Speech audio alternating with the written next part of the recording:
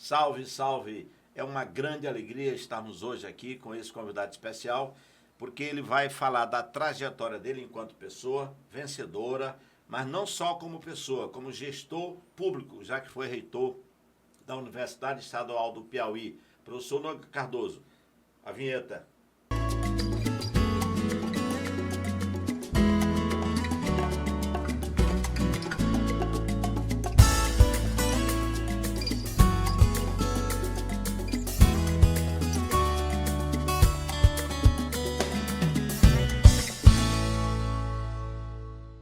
Meu caro Noga, hoje a gente vai aqui fazer uma conversa bastante leve, amistosa, sobre essa que é a sua trajetória de um cidadão do Piauí que, para além da origem, resolveu vir a Teresina, acampou em Teresina e constituiu Teresina o seu lugar de trabalho, de residência e, sobretudo, de história. E a gente começa perguntando, quem é o professor Noga Cardoso? Professor Damião, primeiro eu gostaria de falar da minha satisfação em poder estar dividindo esse espaço, nesse Pode Crer, nesse projeto novo do amigo, com quem eu tive a oportunidade, não de ser aluno, mas de trabalharmos junto nas escolas de Teresina, né, e posteriormente sermos colegas da Universidade Estadual do Piauí. O seu colega, professor Noga, é de origem, né, de nascimento na cidade de Monsenhor, a antiga Natal, a antiga Fazenda Lages, terra doada, né, por Raimundo Gil da Silva Brito, nosso Monsenhor Gil, para a igreja que depois veio a ser cidade. Né? A primeira denominação da nossa cidade é a cidade natal, né, mas que depois, né, na década de 1960, passou a se chamar Monsenhor Gil, em homenagem, realmente, ao nosso pároco, né, que foi, além de pároco lá na terra, na cidade de Monsenhor Gil, foi quem doou todas aquelas terras para se constituir a cidade. Sou de lá, meus pais, né, trabalhadores rurais, mãe doméstica, né, também trabalhadora rural, e foi exatamente em Monsenhor Gil onde eu tive a oportunidade de me alfabetizar, né, dar os meus primeiros passos na educação, fazendo lá o meu antigo primário, o antigo ginásio, né, e concomitante esta labuta, né, de aluno de ensino fundamental, também fui, né, comerciante na cidade, onde tive, né, a oportunidade de ser vendedor de din-din, pipoca, em jogos de futebol. Fui vendedor de pão, quando a partir dos meus 9 anos de idade, eu já tinha essa responsabilidade de vir a Teresina, segunda, quarta e sexta, comprar pães ali na panificadora Sila, na Vermelha, né, e levava esses pães, né, em gaveta de ônibus. Naquela época, a rodoviária de Teresina funcionava lá na Pedro Freitas, e chegava em Monsenhor Gil por volta de 1h30, 2 horas da tarde, amarrava aquela cesta de pão nas bicicletas e saía vendendo de casa em casa. Então, nessa época, eu tive essa oportunidade de ter os meus primeiros contatos com Teresina. Né? Noga, essa tua fala é muito oportuna, porque eu lembro que eu fui professor de um de seus irmãos. São quantos lá, Noga? A minha família tem 10 irmãos, nós somos 10 irmãos. Hoje temos 9 vivos. Né? Nessa família nós temos 6 irmãos homens e 4 mulheres. Né? No caso, o amigo, o professor Damião, foi professor do doutor Davi, né? O médico, ele é médico daqui na cidade de Teresina, médico da Prefeitura Municipal de Teresina, já há 20 anos. Né? E uma dessas grandes pessoas de Monsenhor Gil que se emanciparam graças à valorização, graças ao incentivo que foi dado a ele e às oportunidades que ele soube aproveitar na área de educação. Noga, depois do pai, da mãe, dos irmãos, o Noga é casado, casou. Perfeitamente. Eu sou casado com Rosiane de Moraes Santos, uma educadora física, com quem eu tenho 2 filhos, né, a Olívia e o Renato. A Olívia hoje tem 12 anos de idade, Renato tem 10. E a minha esposa, Rosiane, como falei, ela é educadora física, também professora na educação fundamental, com atuação principalmente trabalhando com crianças autistas, crianças com necessidades especiais. Ela é funcionária efetiva da Secretaria de Estado da Educação, né, mas desenvolve seus trabalhos na área com crianças com necessidades especiais. Eu quero agora, Noga, nesse nosso momento aqui, educativo, educação, relembrar que eu era professor do Colégio Objetivo, ali no Verdão, e em frente tinha a Casa do Estudante. Você morou lá. Perfeitamente. Nesta época aí, eu era estudante no Liceu Piauiense, né, talvez cursando os primeiros semestres na Universidade Federal, e morava com meu irmão, o Davi, que sim, esse sim fazia o ensino médio, inclusive lá no Objetivo, Isso. onde ele era seu irmão. Morei ali na casa do estudante durante 7 anos da minha vida.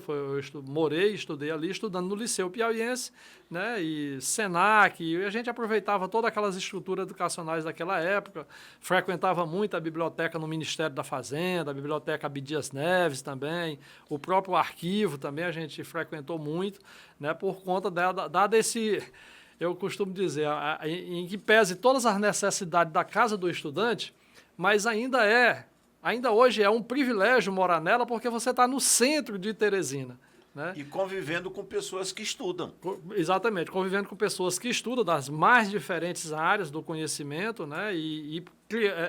Tanto que estudam na universidade, estadual e federal, e eventualmente particulares, como também alunos que também frequentam diferentes escolas da educação básica. Então, os nossos momentos de estudo na biblioteca, na casa do estudante, era um momento muito rico, porque a gente tinha, inclusive, a possibilidade de comparar metodologias de ensino de diferentes escolas.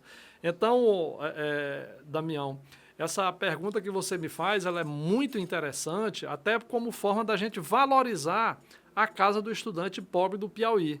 Porque tem muita gente, como o Dr. Gilberto Ferreira, né, o Marcelo Castro, Júlio César, que foram pessoas que passaram por lá, e também passou o professor Noga, né, passou o professor Edmilson Miranda, que foi eleito agora vice-reitor da Universidade Federal, e muitos outros professores que hoje atuam na docência nas universidades, mas também muitos outros profissionais com grandes atuações no desenvolvimento do Estado, no Brasil.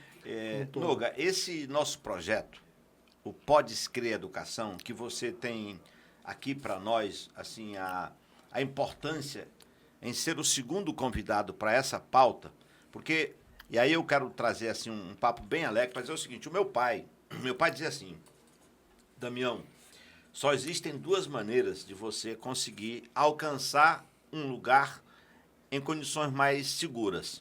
O primeiro é estudar. O segundo é trabalhar. Se você puder estudar para trabalhar, ótimo. Se não puder, vai ter que conviver com as 2 coisas e aí talvez uma não saia com tanta qualidade quanto a outra. Eu estou falando disso porque eu lembro que depois, eu já professor nas redes privadas de Teresina, escolas como Objetivo, como o Diocesano, você era professor do Colégio das Mães e do Ângulo. Nós trabalhamos juntos. Não é? Não teve essa passagem na sua história aí? Sim. Eu estudei no Liceu Piauiense, né?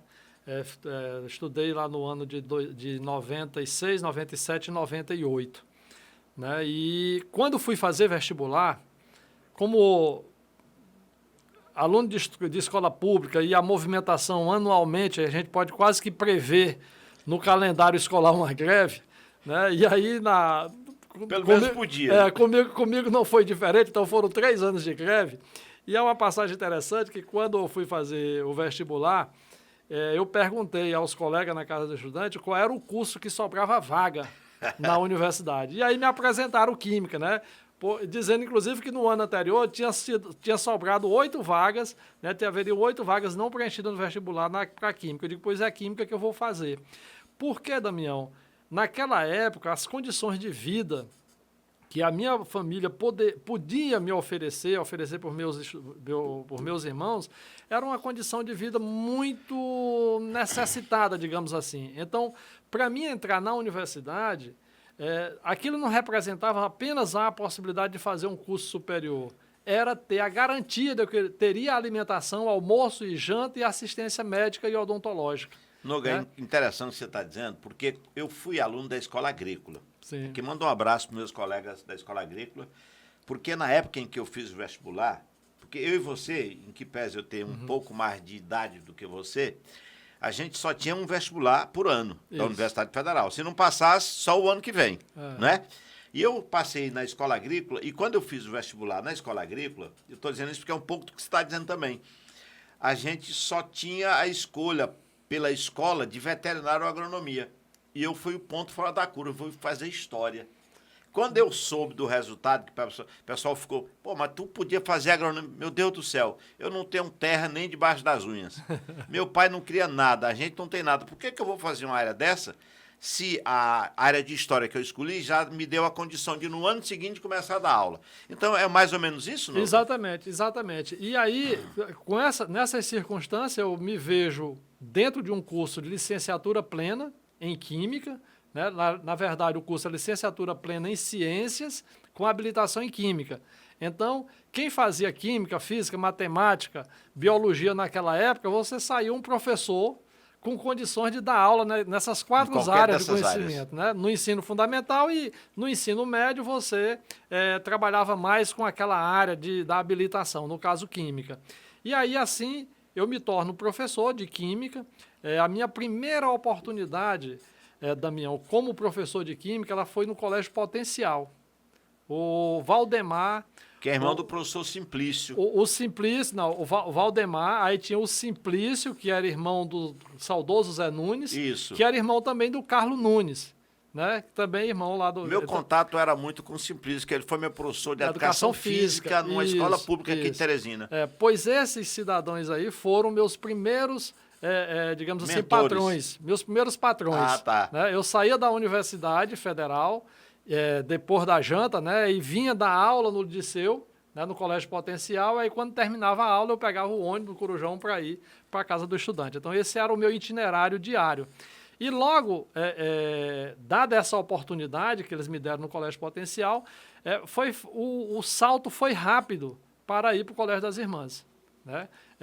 Acredito que com 3 meses que eu estava dando aula no Colégio Potencial, lembro, eu fiz o teste para monitoria do ângulo diferencial, fui monitor, né, aprovado em seleção pública, e aí, como monitor no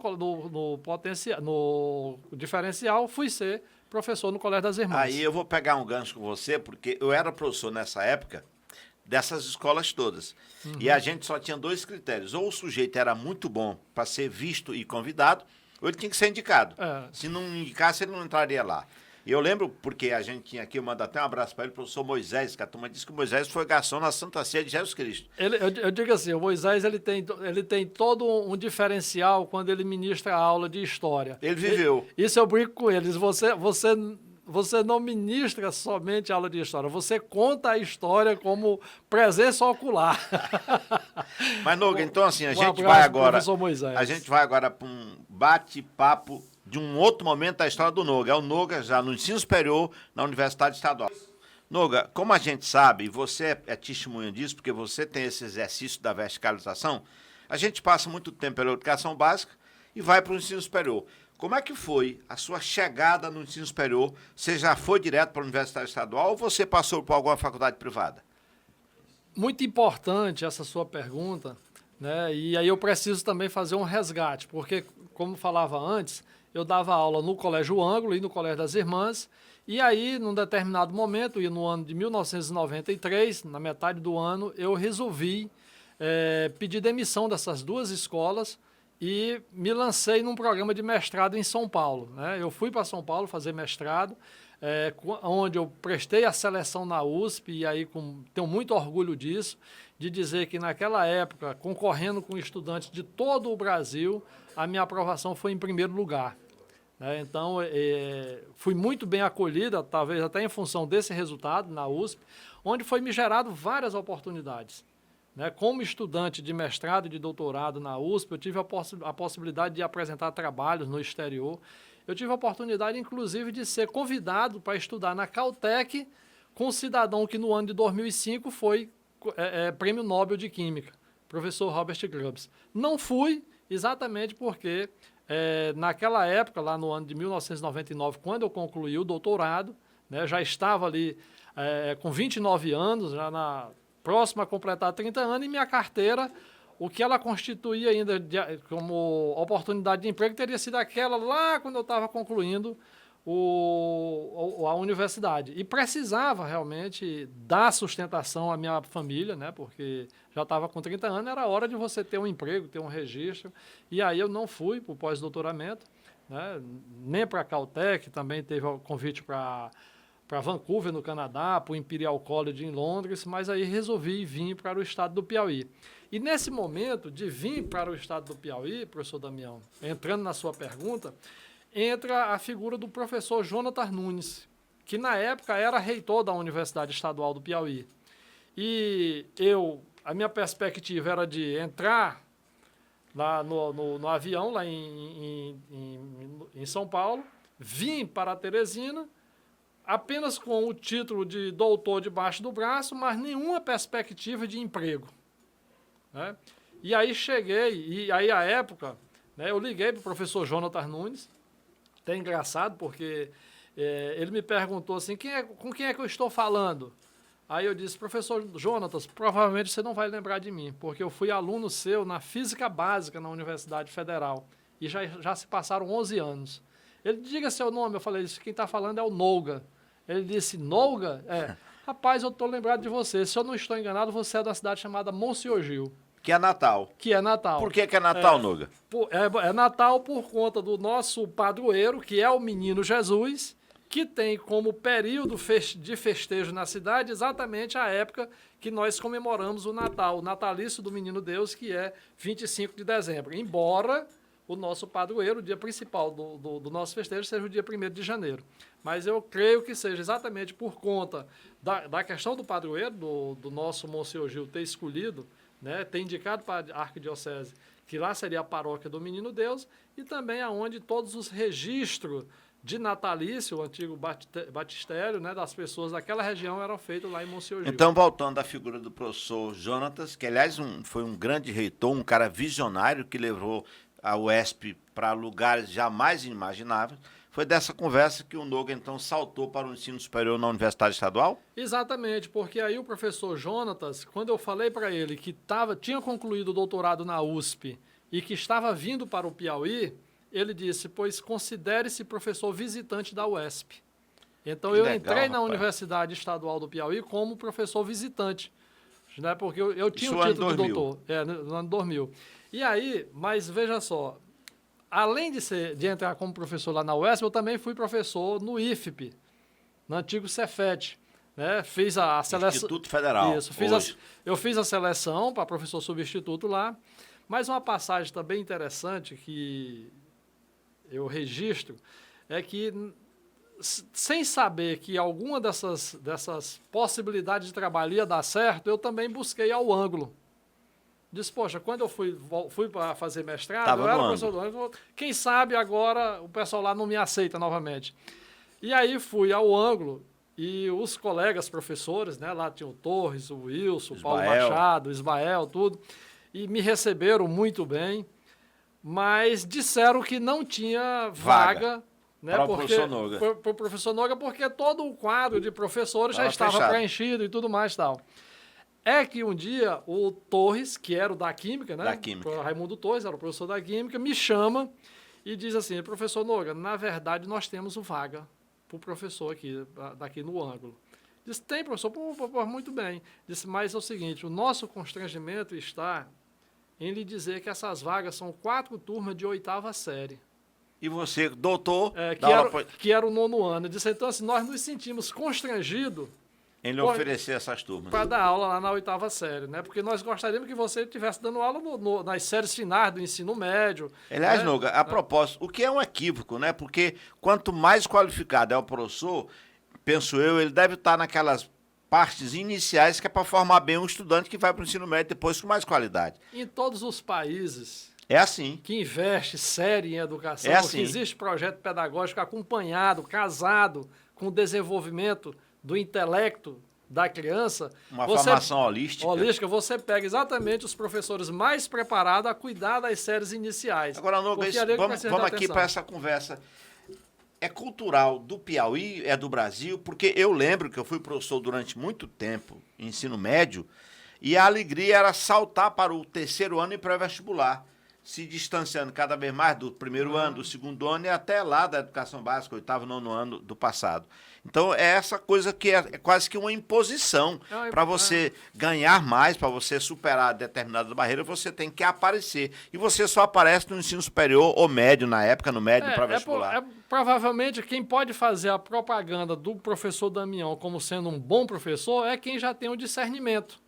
É alguém que já está evoluído na carreira da formação. Né? Mas só que quem pensa em educação, ele tem que pensar que o professor Damião, o bom professor Damião, ele tem que atuar aonde ele ainda pode fazer uma diferença muito grande. Porque eu digo o seguinte, colocar um bom professor para trabalhar numa turma de bons alunos, o gênio ele se sai, né? O gênio ele consegue, né, nadar de braçada dentro dos conteúdos. Então, assim, a contribuição de um bom professor nas séries finais é muito menor do que seria lá nas séries iniciais, aonde aquela cabeça está se formando. Então, o professor, aí eu de pronto resolvo aceitar o oitavo ano, desafio. As 4 séries, foi lá lá perto ali da Rui Barbosa, acho que era o Lavoisier, né, a escola que tinha lá, né, o ângulo lá. E aí, naquela época, colegas da universidade me chamaram lá na universidade e, inclusive, perguntaram para mim o que era que eu estava fazendo da minha vida. Porque... Com doutorado no oitavo ano. Ao que eu, Damião, respondi assim, acho que foi uma resposta salomônica naquele momento. Eu virei para o professor e perguntei, professor, você gostaria de ter filhos na 8ª série do ensino fundamental, recebendo aula de professor doutor? Ele disse, adoraria, depois para que eles tenham alguém tem que ministrar. Então eu vou para lá. Esse cara aqui está se propondo, porque inclusive entende o valor da educação a partir da base. Exatamente. Então eu tive a oportunidade, como professor doutor em Química, formado na melhor universidade da América Latina, ser o professor inicial de Química para os alunos do ângulo naquele período. Quer dizer, pensando dessa maneira, Noga, a gente percebe, a gente vê o quanto você tinha uma visão já muito ampla da educação, e é a partir disso que eu quero lhe perguntar, como é que essa sua história, essa sua larga trajetória na educação básica, iluminou o seu caminho para chegar, inclusive, à reitoria da Universidade Estadual? Perfeitamente. Então, veja, Damião, embora eu possa lhe dizer que coleciono muitas conquista de valoração, de crescimento profissional, né? Boas amizades, inclusive, mas eu diria até que não foi o conhecimento em química que me fez ocupar os cargos que eu ocupei até o dia de hoje. Foi exatamente, eu diria, me desculpa a humildade, mas a humanidade que eu carrego dentro de mim. Mas aí onde está? Essa humanidade é que é o lastro para, inclusive, você aprender a química, a física e outros saberes, não é? Você tem que ter postura de humildade diante do conhecimento, senão ele lhe atropela, né? Então, você tem que chegar lá e dizer... Então, mas quando eu digo isso, que fiz pouco uso desse conhecimento de química para galgar os espaços profissionais de representação, de administração que tive, mas, na verdade, não é bem assim. Porque a universidade ela precisava ver o título de doutor por trás do professor Noga, porque o Noga, sem o título de doutor, não chegaria lá. Né? Por isso, Noga, é que eu acho importante, e aí você tocou agora você utilizou uma fala, uma frase, um termo, que é para nós basilar para essa proposta. Quando nós idealizamos o Pode Crer como podcast da expertise, a gente pensou nisso, o podcast do conhecimento. Por quê? Porque a gente tem aí, você sabe disso, porque você é um consumidor de rede social, você é um ativista dessa área, a gente tem uma infinidade de programas, projetos e ideias que basicamente nos atropelam. E aí a proposta do Pode Crer, que você hoje é a nossa referência aqui, é trazer pessoas para balizar temas não com palpites, mas com opiniões que sejam fundamentadas como a sua. Mas esse seu lastro de grande humanização, de grande humanidade, a partir da sua formação, te deu, por exemplo, uma grande lente para você olhar de modo bem largo a universidade e os projetos. O que é que você fez?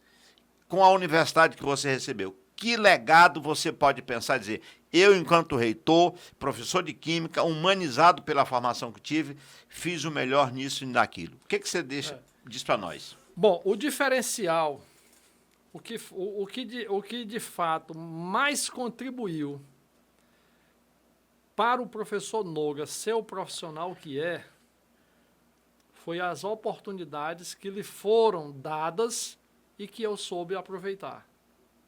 Então, você como gestor de educação, o que você tem que fazer é permitir que a instituição seja uma geradora de oportunidades.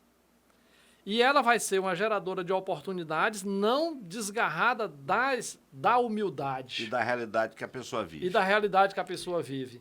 E aí, o bom disso, Damião, é quando você tem esse casamento em que a pessoa não só tem uma prática de dia a dia que reflete isso, mas a própria história dela constitui aquilo que ela procura fazer.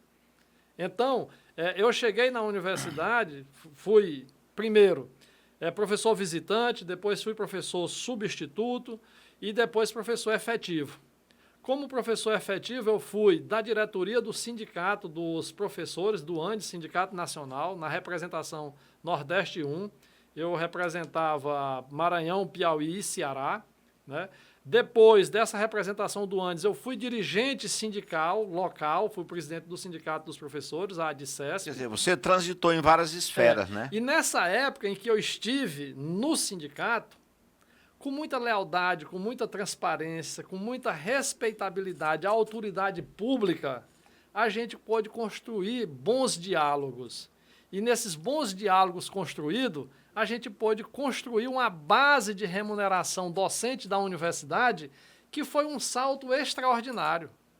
Eu lhe digo que em 2009, quando nós aprovamos o nosso plano de carreira, e aí é o seguinte, na nossa luta do sindicato, nós ganhamos, à época, a eleição direta para reitor. Na luta do sindicato, nós ganhamos a reformulação do nosso plano de carreira que fez com que um professor, dedicação exclusiva, com mestrado ou com doutorado, ganhasse em torno de R$1.000 a mais do que um professor da Universidade Federal. Isso em 2010, 2009, 2010. E foi sempre um parâmetro, a gente sempre olhou para a universidade como uma referência federal, né? Exatamente. Então, isso tudo deu projeção para o professor Noga ser escolhido pela comunidade acadêmica para ser vice-reitor no reitorado, junto com o professor Carlos Alberto Pereira da Silva. O Carlão, que hoje está na Secretaria de Educação. E o Carlão, logo após os primeiros 4 anos, né, da nossa gestão, ele não foi para a reeleição, e me indicou candidato a reitor. E aí eu fui candidato a reitor e estive lá, né, como reitor durante 7 anos. Né? E durante esses 7 anos, aí nós fomos, como eu disse, nós precisamos gerar oportunidade nos mais diferentes cursos. Na química, na física, na engenharia, na medicina, na enfermagem. Então foi um período em que os diálogos com o governador, né, permitiu que a gente fizesse vários concursos para professor da universidade. Noga, eu quero lhe fazer uma provocação a partir de uma fala, que aliás uma fala que eu costumo bastante repetir, não por falta do que dizer, mas porque eu acho que ela é bem emblemática para situações como essa. Beda, um pensador da Idade Média, virando já para a Renascença, ele dizia o seguinte: conheço muitos que quando podiam não queriam, e quando passaram a querer não mais podiam. Essa situação chegou a acontecer com você? Teve algo que o Noga reitor podia fazer e não fez porque não quis fazê-lo? Não porque exatamente não me é permitido, né, nas minhas concepções de responsabilidade, né, se eu tenho uma responsabilidade de fazer, eu nunca posso deixar de fazer porque não quero. A minha responsabilidade, ela vem primeiro. Pode até ser que o que eu vá fazer, né, seja a contragosto, eu não concorde no todo, mas se eu estou lá para fazer, eu tenho que lutar para que seja feito. Né? E assim, meu caro Damião, a gente pôde, né, na universidade, né, fazer vários concursos, né, tanto para professor como para técnico administrativo, porque muito que a universidade deixava de fazer à época era exatamente porque não tinha, eu costumo dizer, uma memória permanente. Em toda a instituição que eu vou, mais tarde a gente vai ter a possibilidade de discutir aqui a SEMEC, a Secretaria Municipal de Educação de Teresina, eu me deparei com um quadro administrativo e institucional todo dependente de serviço terceirizado e não de um serviço feito por profissional efetivo da casa. Então, a minha luta, tanto na UESP como na SEMEC, foi para que o profissional da gestão administrativa, aquele que carrega no dia a dia a estrutura administrativa da universidade ou da Secretaria de Educação, fosse funcionários efetivos. Pessoas que pudessem construir e manter uma história do saber fazer bem a instituição e não ficarmos dependendo, né, desse trânsito de pessoas que o serviço terceirizado traz. Vai ser uma rotatividade muito grande, né? Então, a gente teve Aliás, em educação, um dos maiores e mais graves prejuízos é o da não continuidade.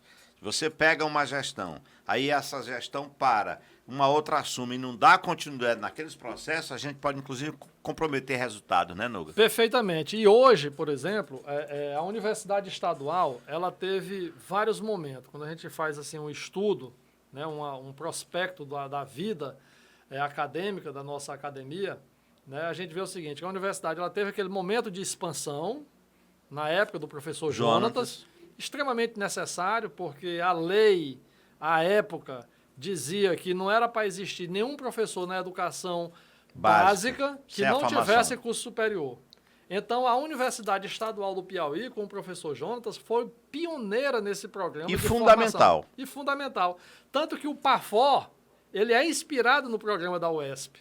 O PAFOR que funciona no período de férias dos professores, ele foi inspirado no período especial que a UESP tinha utilizado para formar. Então, naquela época, nós tivemos o curso o curso superior sendo ministrado no Piauí, tinha 55 cidades que a universidade estava lá. Eu digo para você, inclusive, que uma das primeiras experiências minhas no ensino superior foi no PAFOR em Simões. Hoje eu tenho alunos que são... No período especial? Sim. Isso, Simões. Simões. Isso. É porque o PAFOR é mais recente, né? Quer dizer, já... Então, veja só. Aí nós tivemos o ensino superior em Tocantins, né? Na Bahia. Maranhão. No Maranhão. Se não tem havido a destituição do Mão Santa, na época, pelo Hugo Napoleão, naquele ano estava marcado para a Universidade Estadual chegar em Cabo Verde. Rapaz, África, que coisa, né? rapaz. Teve, inclusive, um congresso aqui em Teresina em que vieram estudantes da África já... Nessa perspectiva, porque o professor Jonas tinha esse projeto de expansão da universidade, dentro da Irmandade de Povos, né? Aquilo que o nosso ministro Wellington Dias hoje faz na questão da segurança alimentar. Isso. Levando os programas daqui para a África. A África é a nossa irmã. Sem né? dúvida. Então, tem essa proximidade, temos a mesma língua em muitos países, então permite muito isso. Então, depois que o professor Jonathan saiu, que entrou a professora Socorro Cavalcante, né, na época do governo Hugo Napoleão, e depois a professora Oneide Rocha com a professora Valéria. Tanto a professora Oneide Rocha como a professora Valéria, elas tiveram um trabalho, e precisa ser reconhecido isso, porque foi na época do registro e do reconhecimento dos cursos da universidade. Então, nós já tínhamos dezenas de milhares de pessoas formadas no interior do estado do Piauí e em outros estados. Com cursos que precisavam desse reconhecimento. E era difícil o reconhecimento porque o curso não tinha professor efetivo, o curso não tinha laboratório, o curso não tinha biblioteca, o curso sequer tinha um lugar para dizer que era seu. Nós estamos falando de precariedades. De precariedade. Por quê? Porque, infelizmente, e aí até a Universidade Federal ela entra nessa avaliação, a educação no Brasil ela sempre foi pensada inicialmente a ser promovida a partir de um improviso. O Darcy Ribeiro, ele diz com muita categoria que se alguém imagina que não há um projeto para desqualificar a educação é assim porque há um projeto para isso. Ele diz isso, Darcy Ribeiro. Ele diz. Pois é, e na época, quando eu fui estudante na Universidade Federal, né, a gente tinha lá aqueles galpões, né, ali onde tem a reitoria, onde tem o CCN, e tinha um professor que lá em 1988, 89 dizia: esses galpões, isso aqui é condenado até para galinheiro. Se você for fazer uma granja, criação de galinha... Isso aqui não serve. Isso aqui não serve, mas servia para ser universidade. Mas está dando federal. Territorialidade para a Pois Universidade Federal. Então, nessa visão, nesse projeto de educação, que o Darcy coloca aí, até uma árvore, uma sombra, poderia ser um espaço de formação superior para a UESP. E aí, a professora Valéria e a professora Oneide, coube a elas estruturar esses projetos de curso, levar para o Conselho Estadual de Educação e o Conselho reconhecer esses cursos. Quer dizer, hoje, Noga, a gente vendo ou vivenciando a memória da universidade, muita gente não lembra dessas duas figuras, que foram indispensáveis para que a universidade hoje começasse a se estruturar sem estar com essa deficiência que tinha lá atrás, né? Exatamente. Inclusive, eu acho até que muito do meu crescimento, das minhas perspectivas construídas na universidade, que vem do sindicato, era por conta de uma postura crítica que eu fazia à própria professora Valéria e à própria professora Oneide Rocha. Né, que necessário à época. Que era o necessário. E elas, inclusive, foi exatamente porque quando elas viram a dificuldade de fazer o reconhecimento dos cursos, porque não tinha professores efetivos, aí o sindicato assume a pauta do concurso público. Né? Então, assim, embora... E aí é onde a gente tem que ser inteligente, né? A gestão, elas precisam ser inteligentes, que você pode conviver com a crítica, mas fazer com que essa crítica se some, né, às ações da gestão para que todos possam crescer. Pois é, aí, Noga, que a gente percebe que, para além da gestão, precisa ser um líder que saiba ouvir, que saiba trazer para dentro do espaço esses diferentes setores, para comungando de ideias diferentes, mas com o mesmo propósito, que é ver a universidade bem, ver a universidade melhor, somados esses esforços, chegar a uma conquista que efetivamente dá resultado, né? E eu lhe digo assim, com toda a franqueza, Damião,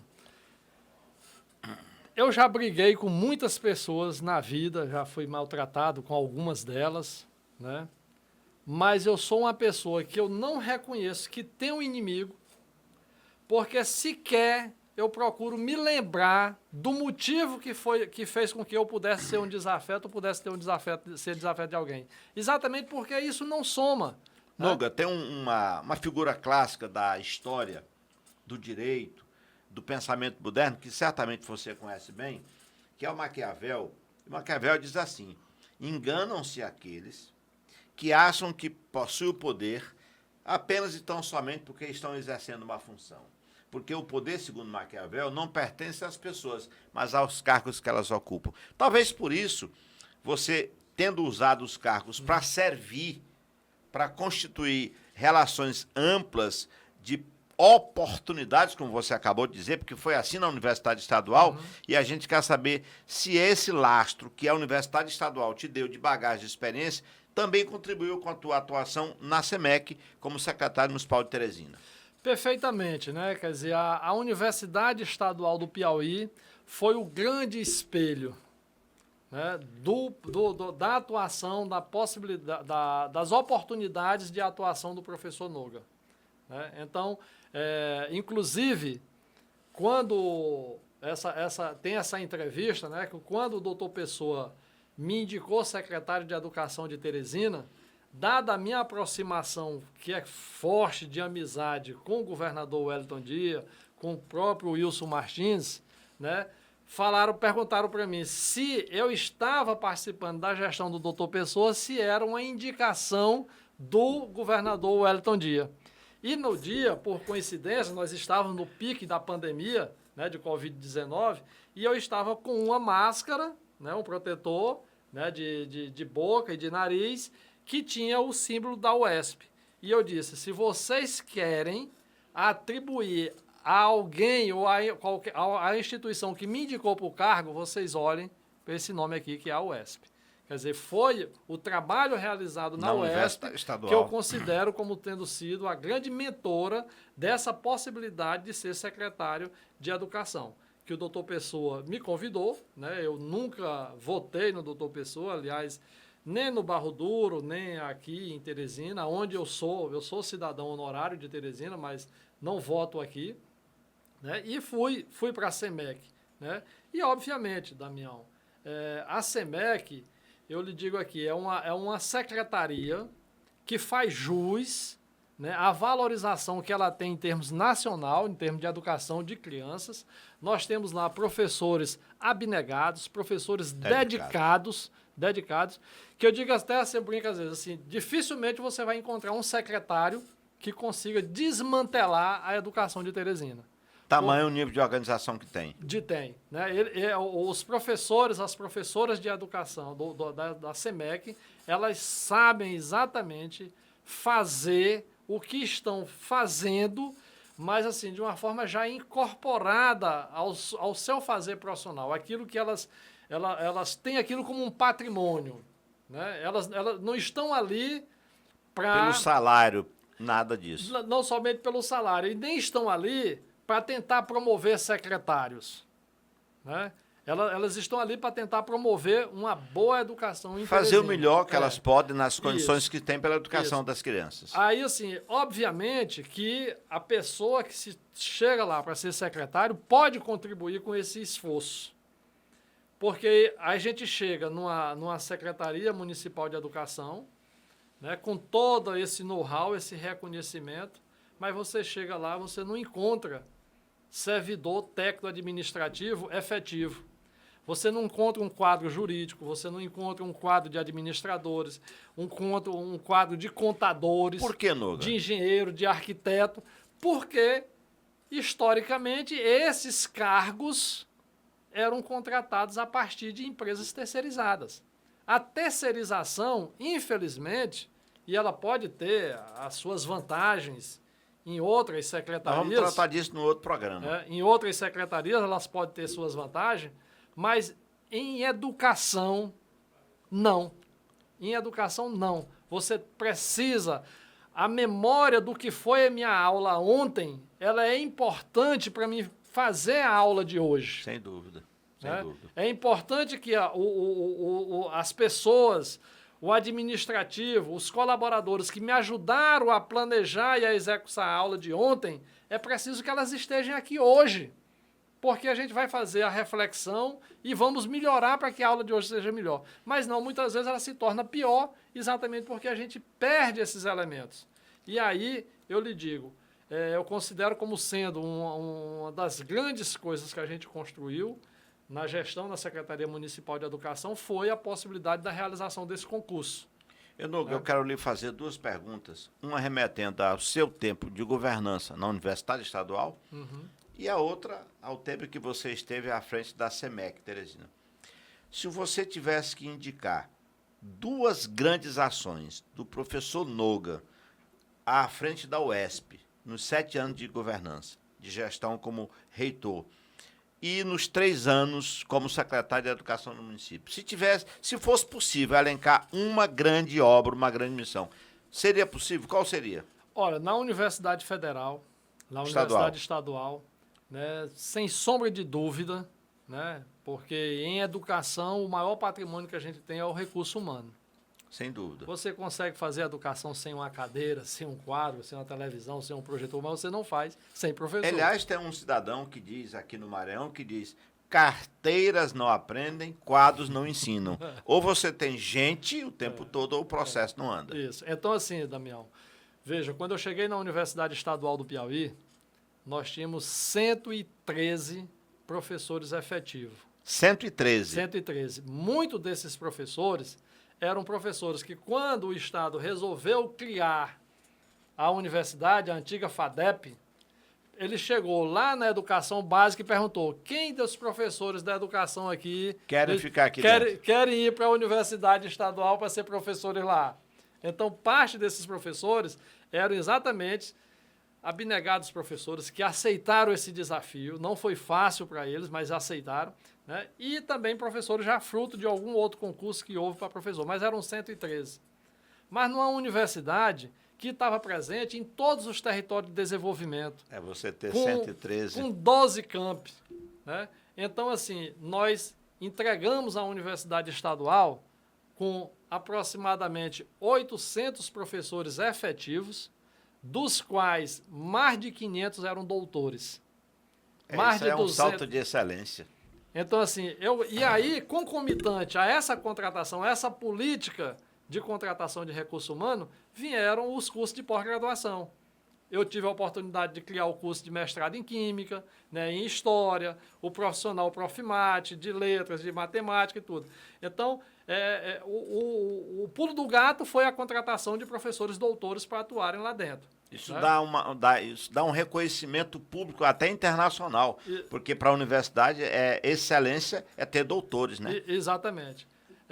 E aí, obviamente, que na SEMEC a gente vai na mesma linha, né, de tentar, né, estruturar a secretaria com também profissionais efetivos. Na SEMEC, esse concurso aí que a gente conseguiu à época, sensibilizar a Câmara dos Vereadores, o prefeito, ele está sendo contratando em torno de 1.100, 1.200 profissionais, desde pedagogo, psicopedagogo, nutricionista, a engenheiro, arquiteto, mais diferentes áreas. Professores, quer dizer, a SEMEC, ela está tendo a oportunidade de ter um quadro de profissionais efetivo que possa responder em todas as políticas que uma gestão de educação fundamental tem que ter, principalmente no que se refere a reconhecer e saber trabalhar com crianças com necessidades especiais, com crianças que têm as mais diferentes origens. Você tem em Teresina, nós somos a capital com a maior zona rural do Brasil. Perfeito. Então nós temos escola, Damião, que dista da sede da Secretaria de Educação 85 quilômetros. É uma cidade, está longe. Está muito longe, né? Altos fica a 40 quilômetros. A 40 quilômetros, né? Então nós temos lá perto de Curralinhos uma escola, né? Que está lá, que é 85 quilômetros com acesso terrível. Nogas, né? Quantas escolas compõem a rede municipal de Teresina? A rede de Teresina, quando eu deixei sair da secretaria, ela estava com 321 escolas. Isso atende? Ainda não. Não atende. Nós temos grandes dificuldades, porque a gestão, se você perguntar assim, Noga, Teresina precisava de 321 escolas? Eu digo, não precisava, desde que a gente conseguisse agrupar escolas pequenas numa só. Eu estou lhe perguntando isso, Noga, porque eu quero fazer um gancho para uma questão que é muito polêmica, pelo menos a partir de várias leituras. Eu vou te dar aqui um dado. Mas quando as escolas da rede estadual começaram a ser construídas, e tinha inclusive a educação básica, toda ela, desde os anos iniciais até os anos finais, na rede pública estadual, depois aqui vem essa separação, você bem conhece isso, as escolas eram feitas em bairros muito populosos para atender a população dali.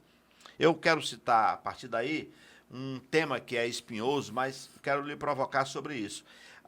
Creches, a prefeitura tem quantidade suficiente para atender a população? Não tem.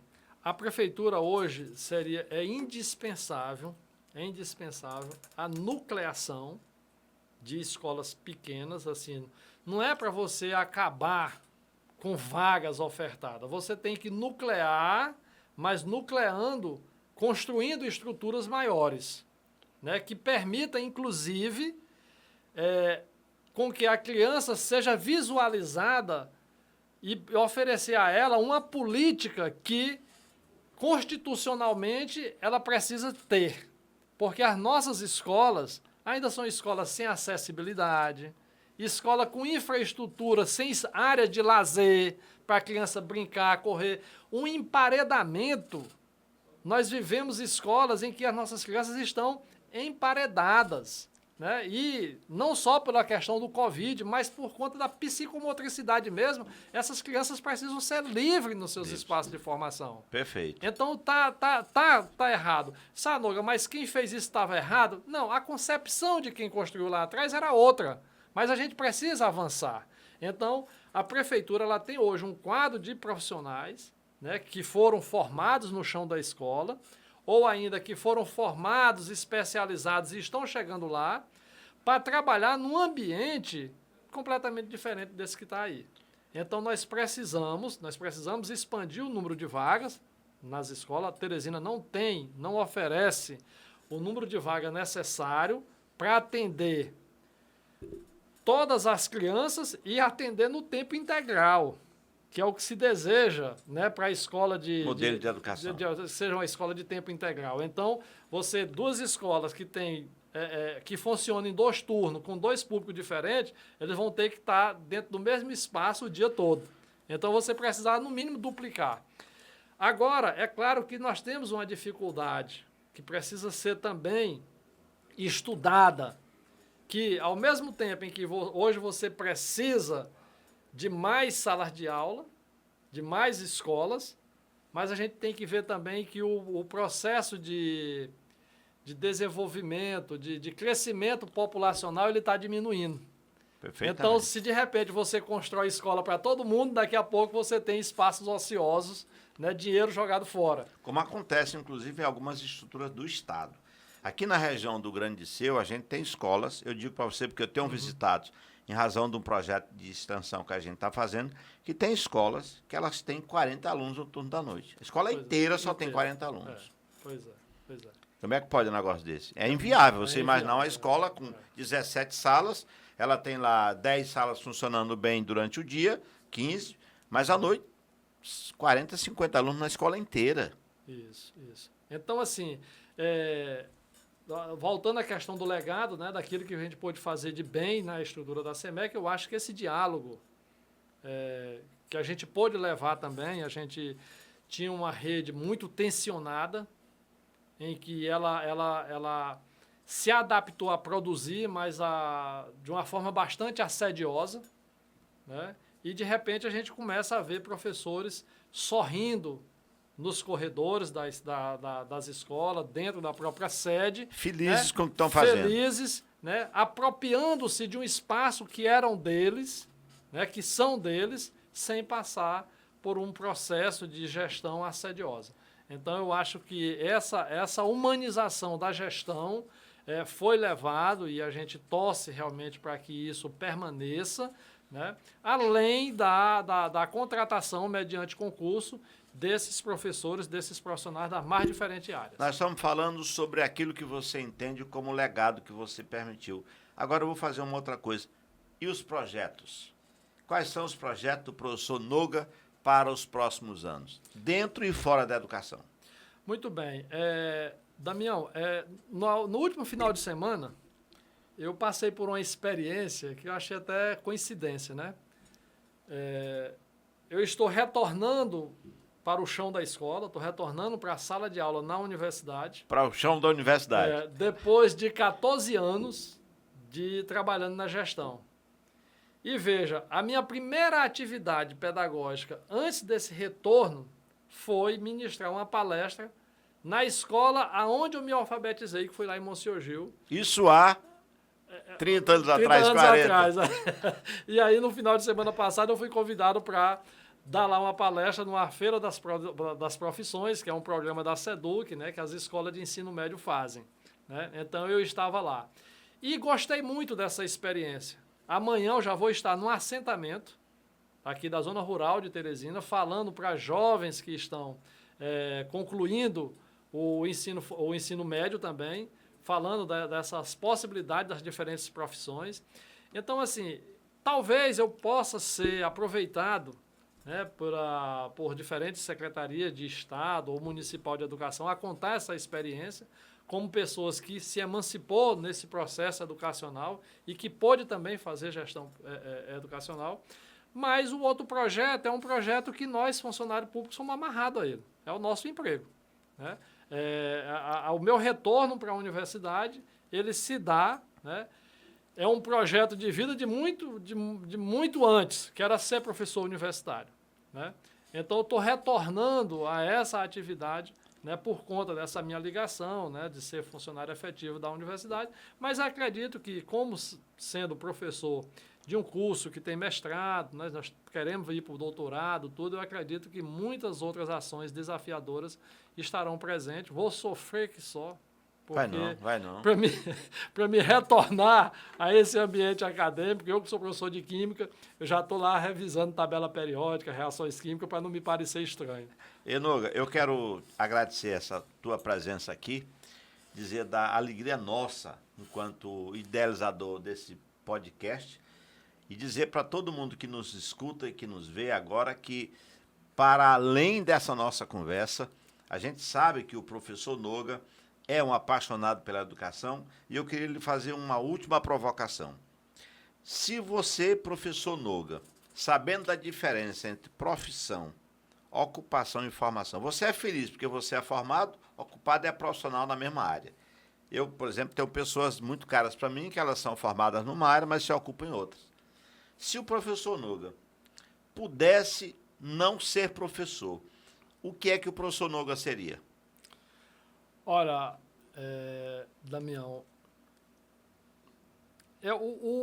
certamente... Ou tem Maria seria professor de novo? Não, certamente eu eu poderia ser professor novamente, mas eu não teria assim uma área, assim, eu sou apaixonado por química, eu sou apaixonado... Não, isso não existe. Para mim, não, eu sou apaixonado por pessoas. Eu gosto do bate-papo, da conversa. Professor Damião, na última eleição que eu tive para reitor da universidade, ele me deu o prazer de viajar esse Piauizão na companhia dele, né, conversando, dialogando. E eu acho que se existisse essa profissão, escutador e conversador, eu acho que era essa que eu ia me abraçar, porque é o que eu mais gosto de fazer. É conhecer as pessoas, tentar extrair delas exatamente aquilo que elas gostariam de fazer para serem felizes e eu proporcionar, dar a minha contribuição para que aquela missão que ela desejava alcançar e cumprir, ela consiga. É isso que eu gosto de fazer. Professor Noga, salve, salve. Salve, salve. Muito obrigado. Até a próxima. Até a próxima. Muito obrigado ao nosso Pode Escrever, ao professor Damião, toda a equipe técnica que está por trás da programação do Pode Escrever. Foi uma alegria, uma satisfação estar aqui nesse bate-papo leve, né? Solto, falando de educação, falando das instituições por onde nós passamos, falando da contribuição que nós demos. E quero aqui já fazer um autoconvite. Eu quero, né, no futuro, também falar dos desafios da relação interinstitucionais para que as políticas públicas pudessem acontecer de uma forma mais rápida e melhor. É só você dizer o dia e a hora que já está liberado aqui na agenda do Pode Escrever. Salve, salve. Isso aí.